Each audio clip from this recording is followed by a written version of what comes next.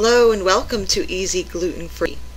Today I'm going to show you how to turn your leftover risotto into those hot, delicious risotto herb fritters.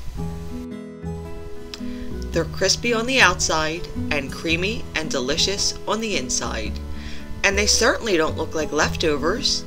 Plus, you can elevate them to new heights by making minis, then topping them with pepper mayo and spicy pan-seared shrimp.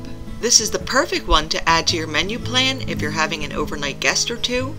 You can serve an elegant risotto with dinner, make a little extra, then the next morning you can take that cold clumpy mess, mix in some fresh herbs and a few other ingredients, and voila! This dish will have you looking like a rock star. Now to make it, I've started out with about 2½ cups of cold, leftover, clumped up risotto. This batch had some spring peas stirred in.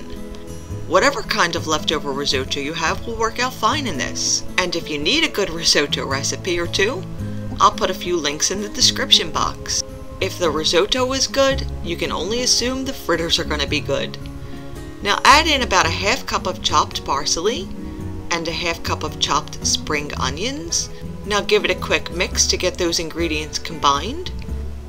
In another bowl, beat 2 eggs together with whatever spices you think would complement these fritters.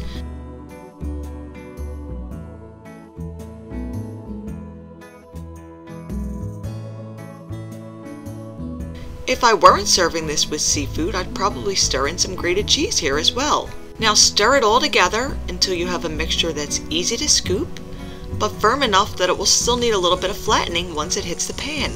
Now in a large, well-seasoned cast iron skillet, or you could use a non-stick pan, add a little butter, then add 1/4 cup dollops of the mixture to the pan, but make sure you leave some space in between, because when you press them down a little to form patties, they'll take up a bigger footprint in the pan, and you don't want these little guys sticking together. Now let them fry until they're golden on the first side, then give them a flip and let them go for another minute or so on the second side. And then these fritters are ready to serve. You can top them off with a little sour cream and some fresh herbs, or you can go straight back to that frying pan and make some minis.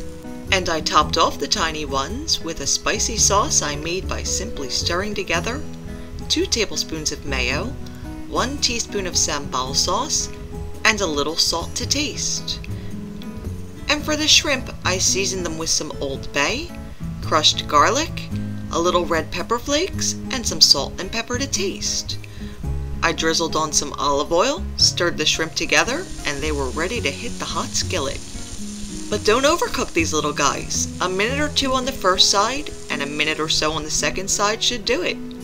Let them rest on a plate to cool to room temperature so they don't melt your mayo. Then you can stack them all together, and your upscale appetizer or lovely looking lunch is ready to serve. Now I hope this video has inspired you to look at your leftovers in new and exciting ways. And since this is more of a technique video than a recipe per se, you're probably not going to need to visit my blog to print it, but you can if you want to.